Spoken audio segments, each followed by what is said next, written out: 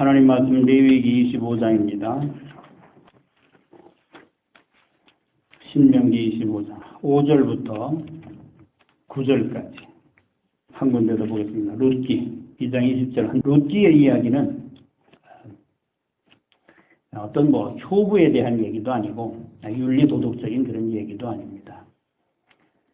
이 짧은 4장에 하나님의 깊은 은혜가 담겨 있습니다. 구속사에 하나님의 섭리가 담겨 있습니다.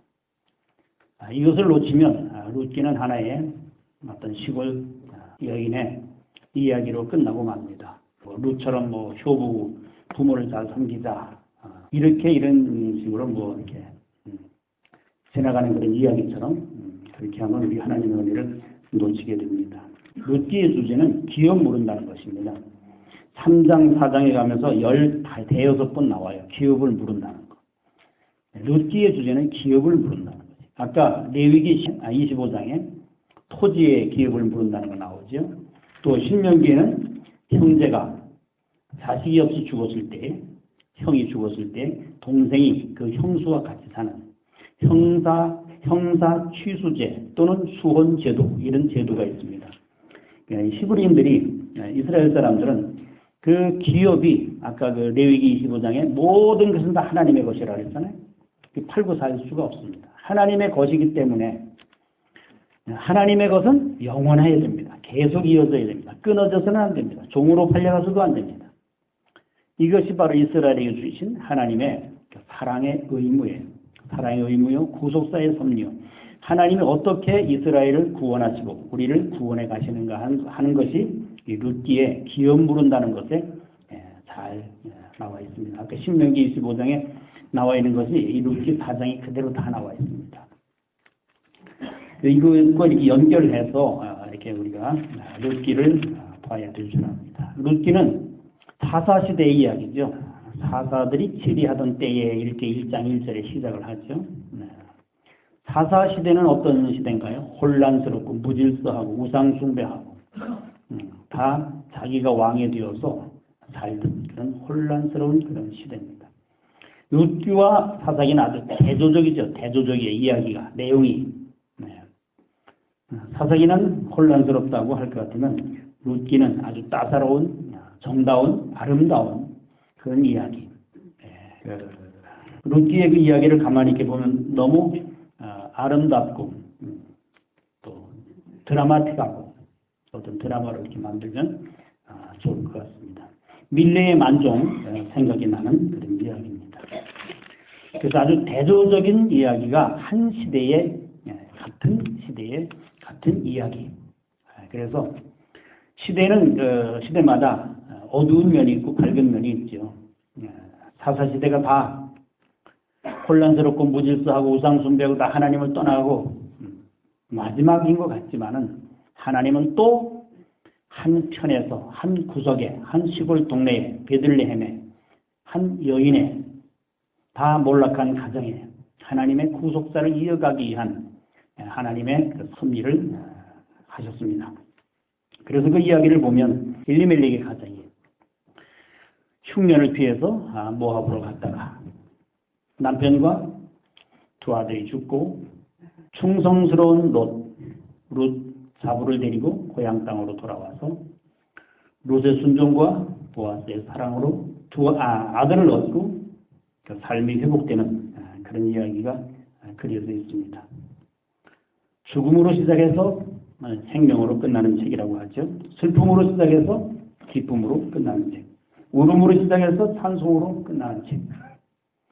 이 룻기에 등장하는 인물들을 보면 보아스도 룻도 나오미도 엘리멜렉도 아목에도 동네 여인들도 다 누가 특별히 주인공인 것 같지만 룻이 주인공인 것 같고 보아스가 주인공인 것 같지만 룻기의 주인공은 역시 하나님이라는 것을 우리 잊지 말아야 됩니다.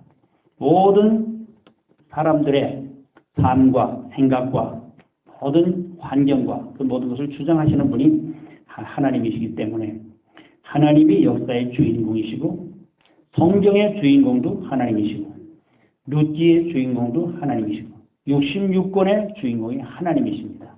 우리 항상 그것을 잊지 말아야 하나님 모든 것을 주도해 나가신다는 것을 기억해야 합니다. 우리 삶도 우리 가정도 우리 한국도 모든 것이 하나님이 주인공이시고 하나님의 역사를 다스려 가지고 그 백성을 인도해 가시는, 오늘도 내가 그래서 내 삶과 내가 오늘 여기 있는 것과 내가 한국에 사는 것과 내가 당하는 모든 일들이 하나님의 뜻과 섭리 가운데 있다고 우리 믿을 때에 하나님의 말씀에 순종할 수가 있습니다. 그 하나님의 섭리를 믿지 못하면, 역사의 주인공이라고 내 삶의 주인공이라고 믿지 못하면 순종이 되질 않는 거예요. 하나부터 열까지, 작은 것부터 큰 것까지 우연히 일어나는 일은 하나도 없고 모든 것이 다 하나님의 섭리 가운데 일어나기 때문에 오늘 내가 이 자리에 앉아서 이런 설교를 듣는 것도 다 하나님의 섭리라고 믿고 뜻이라고 믿고 사랑이라고 믿을 때에 거기에 믿음의 역사가 있게 되고 순종의 역사가 있게 되고 내가 당하는 환난과 문제와 환경과 모든 것을 받아들일 수 있는 믿음이 생기게 되는 것입니다. 이것이 바로 요셉의 삶이요, 모세의 삶이요, 아브라함의 삶이요, 쓰임을 받은 순종한 사람들의 삶입니다. 특별히 요셉이 그 하나님의 섭리라고 하나님이 하신다고 믿지 않았으면 그런 일을 할 수가 없습니다. 어디 가서든지 그는 충성했고 순종했고 받아들였고 감사했고, 이것이 결국은 하나님의 뜻을 이루는 역사가 된 것입니다. 오늘 좋은 것만 받아들이고 나쁜 것은 사단이 했다, 원수가 했다, 네가 했다, 기도하지 않은 네가 너 때문에 그렇다, 이렇게 한다고 하면은 하나님의 역사를 이룰 수도 없고 순종할 수도 없는 것입니다. 여기에 등장하는 사람들, 나홈이나 룻이나 오르바나 보아스나 이런 사람들이 바로 책임 있는 삶을 살았기 때문에 하나님의 역사가 이루어지는 것입니다. 구속사가 이루어지는 것입니다. 룻기의 제목은 그래서 하나님의 섭리와 책임 있는 삶이라는 거예요. 오늘 내가 책임 있는 삶을 살지 못하기 때문에, 그래서 욕심에 의해서 자기 욕망을 채우기 위해서 이렇게 살기 때문에, 그들이 하나님을 믿었는지 안 믿었는지 모르겠지만 그 시대에 다 자기 옳은 대로 행하던 그런 시대에 정말로 룻과 같은, 보아스와 같은 그런 순종의 사람이 있었기 때문에, 자기 책임을 다하는 사람들이 있었기 때문에 하나님의 구속사가 계속 이루어지는 것입니다. 창세기 38장에 보면 다말과 유다가 나오죠. 어떤 사건인지 잘 아시잖아요.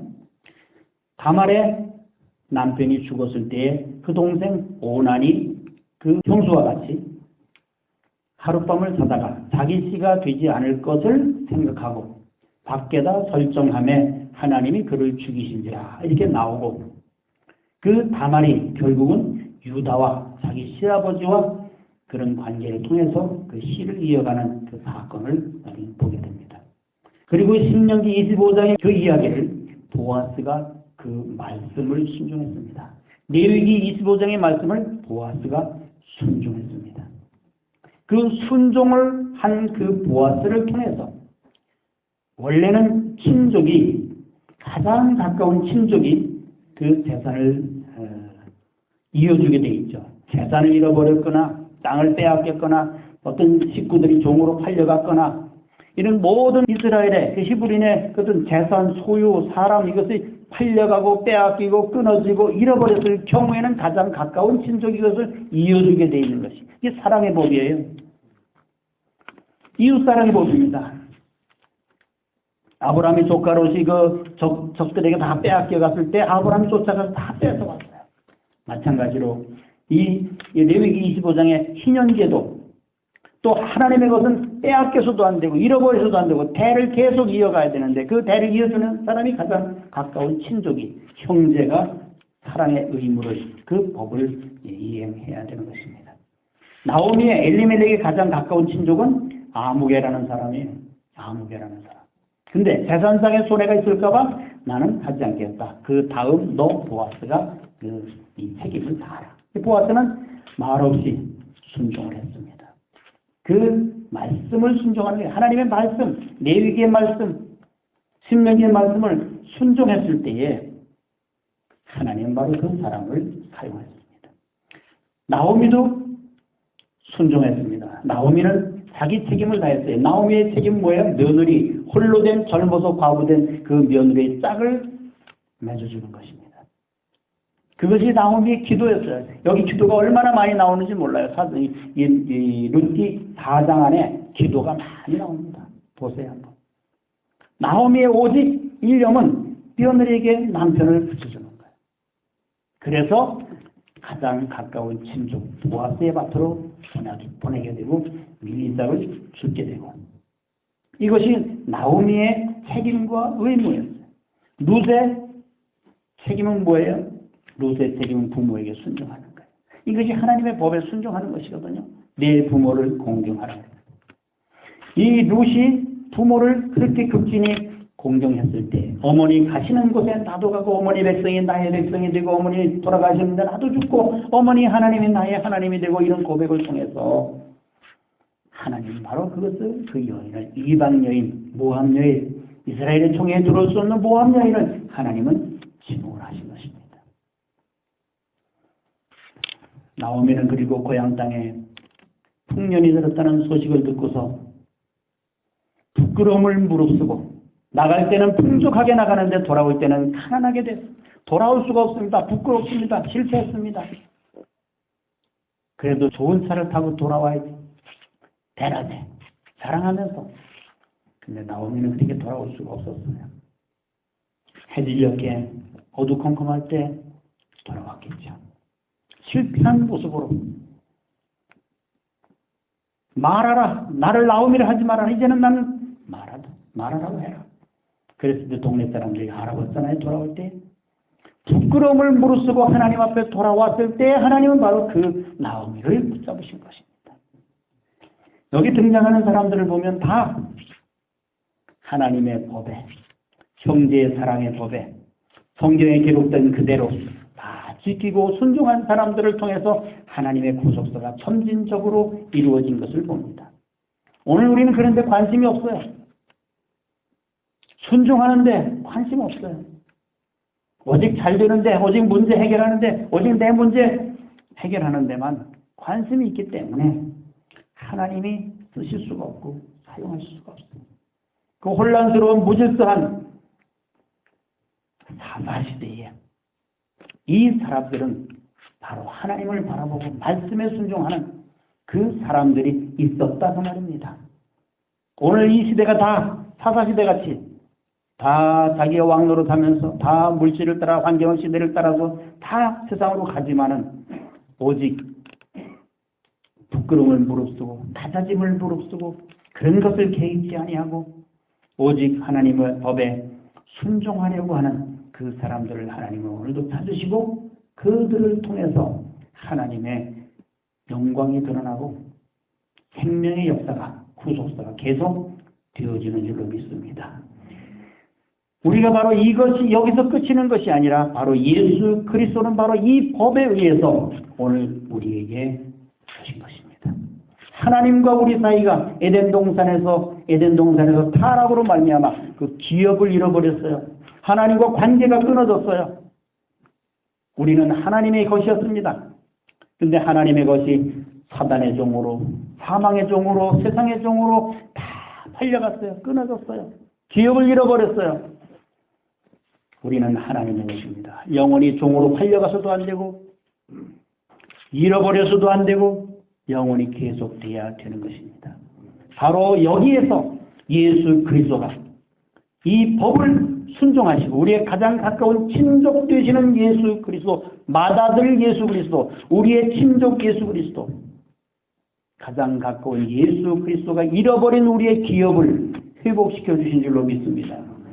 하나님의 기업, 사도 바울이 얼마나 기업에 대해서 많이 얘기하고 있습니까? 예수 그리스도와 함께 그 나라를 유업으로 기업으로 얻기 위하여, 주시기 위하여 흠도 점도 없이 우리에게 주시기 위해서, 이 바울 서신의 내용이지 않습니까?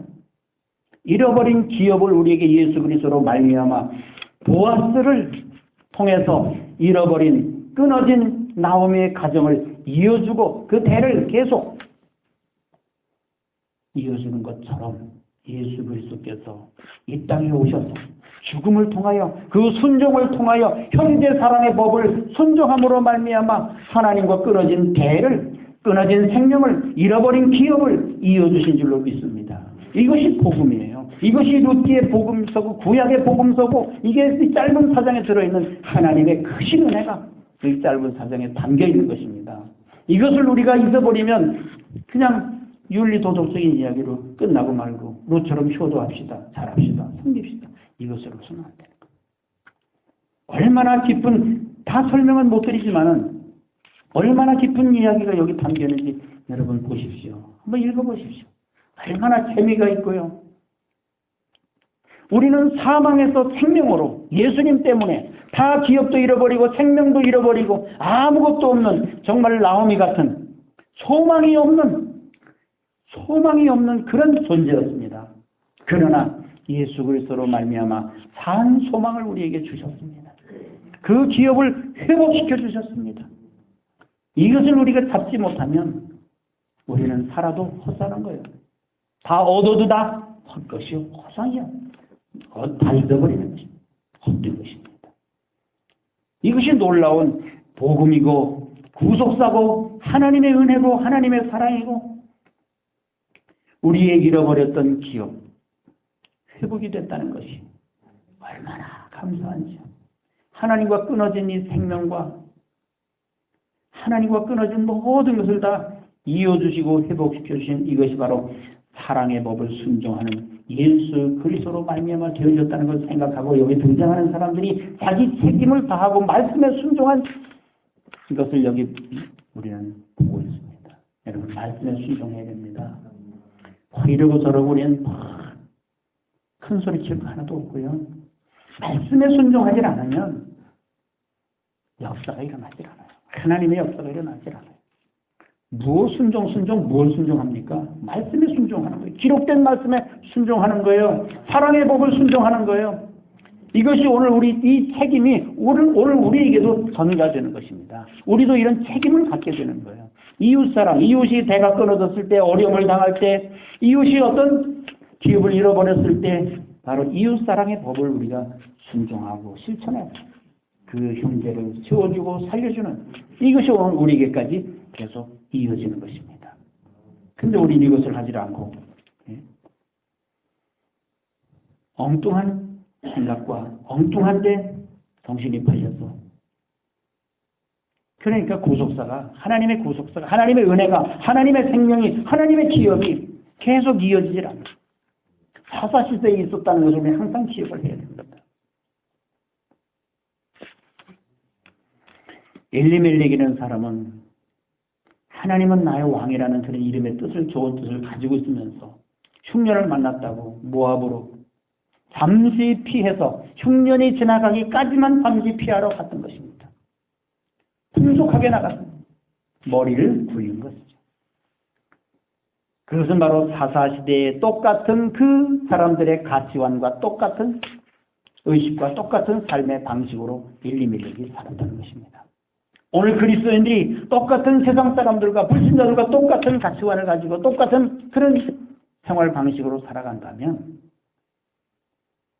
하나님의 역사가 없습니다. 누가 모압 여인 룻이 자기 신을 버리고 자기 고향 땅, 자기 부모, 자기 정든 모든 것을 다 버리고 어떻게 다른 신을 따라서 이스라엘의 하나님을 따라서 어떻게 그 소망이 없는 그 과부 어머니를 따라서 어떻게 올 수가 있었으며 어떻게 사장에 가서 내가 예수 그리스도의 조상이 되겠다고 어떻게 그때 알았겠습니까? 아무것도 몰랐어요. 오직 룻의 선택은 어머니를 따라가는 것입니다. 하나님이 한번 맺어준 며느리와 시어머니의 관계를 끊지 않는 것입니다. 오늘 우리 수없이 끊어버리고 수없이 이혼하고 수없이 배반하고 돌아서고 우리가 주님을 따라가는 것은 아무것도 없는 거예요. 세상에서. 룻이 시어머니를 따라간다는 것은 아무것도 없는 것입니다. 제로의 선택입니다. 뭐가 있겠습니까? 뭐가? 무슨 소망이 있겠습니까? 오르반은 선택을 잘했죠. 오르반은 요즘 세상 사람들과 같이 똑똑한 사람이죠. 따라가 봤자, 시어머니 따라가 봤자 아무것도 없으니까 일찌감치 돌아서자. 아주 현명하고 똑똑한 현대인이죠. 믿음의 사람이 아니죠. 그러나 롯은 바보 같은 선택을 하는 거예요. 오늘 우리가 예수 그리스도를 따라가자고 하는 것은 바보 같은 선택이에요. 똑똑한 사람들은 안 따라갑니다. 세상을 따라가죠. 자기 머리를 따라가죠. 주님 따라가면 뭐 있습니까? 십자가밖에 없어요. 그 뒤에 영광이 있는 것이고, 그 뒤에 새 생명이 있는 것이고, 그 뒤에 새 삶이 있는 것이지, 십자가를 통과하지 않고는, 십자가를 거치지 않고는, 광야를 거치지 않고는 가나안 땅에 들어갈 수 없으며 예수 그리스도와 함께 새 생명의 삶을 살 수가 없으며 옛사람이 죽지 않고는 새로운 피조물의 삶을 살 수가 없습니다. 완전히 새로운 세계로 출발하는 것입니다. 롯의 선택은 그거예요. 여기에 선택하는 사람들 보세요. 나오미의 선택, 엘리멜렉의 선택, 오르바의 선택, 롯의 선택, 보아스의 선택, 아무개의 선택, 어떻게 선택했는지 우리는 그것을 보시면서 야곱과 에서가 어떤 선택을 했습니까? 히브리서 12장에 보세요. 에서는 망령된 자라고 나오고 있습니다. 오늘 우리가 짧은 이야기 속에서 내 오늘 삶 속에서 어떤 것을 어떻게 선택할 것인가가 가장 중요한 것입니다. 내 눈에 보이는 대로 내 머리에 어떤 이해타산에 의해서 선택을 할 것인가? 아니면 바보처럼, 요셉처럼, 롯처럼, 보아스처럼 어리석은 소리를 들으면서 주님을 선택할 것인가? 보이지 않는 세계를 선택할 것인가? 그것이 오늘 우리의 문제입니다. 그것이 바로 믿음의 선택입니다. 믿음이 있는 사람은 어떻게 선택을 할 것인가? 그것이 바로 요셉의 믿음이죠. 1장에는 눈물로, 죽음으로, 한숨으로, 탄식으로 시작이 되지만 2장, 3장, 4장으로 나가면서 점점 서광이 비춰오기 시작하면서 보아스를 만나면서 나오미의 가정에 희망이 생기기 시작합니다. 20대의 롯이 50대의 보아스를 선택하기란 얼마나 어려울까요? 나이도 비슷하지 않고 그 나이 차이가 많이 나는 그 선택을 시어머니 나오미의 그 말에 순종함으로써 거기에서 새 생명이 탄생하고 4장에는 그 아들을 얻고 안고 기뻐하며 동네 사람들의 축복을 받으며 마지막에 그 족보를 들춰내면서 그 가정이 예수 그리스도의 조상으로 서게 되는 것을 볼 수 있습니다. 그것이 바로 마태복음 1장 예수님의 족보에 다 드러나게 되는 것입니다. 어떻게 이런 일이? 하나님이 주인공이 되셨기 때문에 하나님이 그 역사를, 그 환경을, 그 일, 사건을 하나님이 섭리하셨기 때문에 하나님의 손길이 미쳤기 때문에 바로 나오미의 가정이 그렇게 된 것입니다.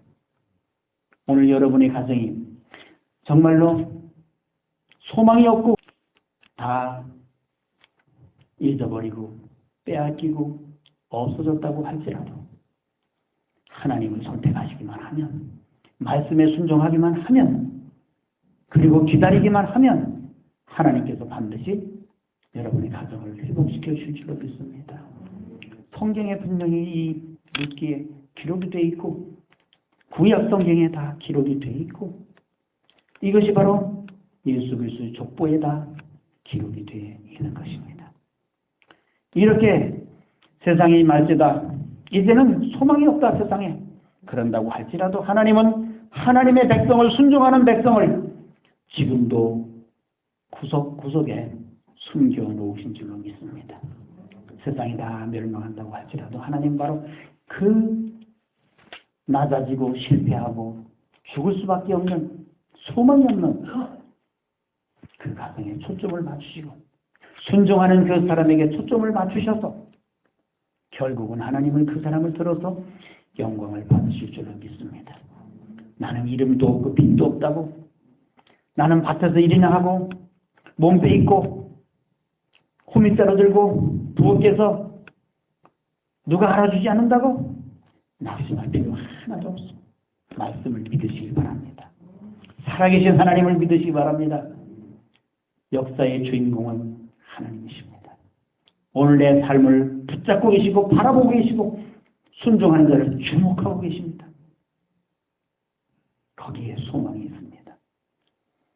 저도 소망이 없던 죽을 수밖에 없는 자살해서 죽으려고 했던 사람이 하나님을 만남으로 그 말씀에 순종함으로 오늘 여기까지 제가 서게 되었어요.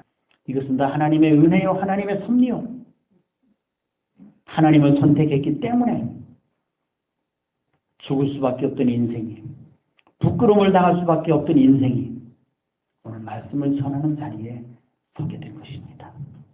소망을 가지시기 바랍니다. 다른 데 소망을 두지 마세요. 엉뚱한데 내 생각에 소망을 두지 마시고 말씀을 믿으시고 말씀을 붙잡으시고 그 말씀에 순종하면 순종하는 자를 하나님 반드시 찾으셔서 놀라운 역사를 일으키실 줄로 믿습니다. 인류의 역사가 다 바로 그런 역사예요. 구속사가 바로 다 그런 역사입니다. 창세기부터 말라기까지 하나님의 구속사를 보세요. 어떻게 끝날 것 같고 다 멸망할 것 같고 이제는 끝이다. 이제는 소망이 없다. 절망이다. 이런 상황에서도 하나님은 없는 것을 있는 것 같이 부르셔서 하나님의 구속사를 이루어 가시는 줄로 믿습니다. 하나님의 역사는 놀랍습니다. 정말로 이 놀라운 살아계신 하나님, 전지전능하신 하나님, 합력하여 선을 이루시는 하나님을 굳게 믿으시고 소망을 가지시기를 주님의 이름으로 축원합니다. 기도하겠습니다.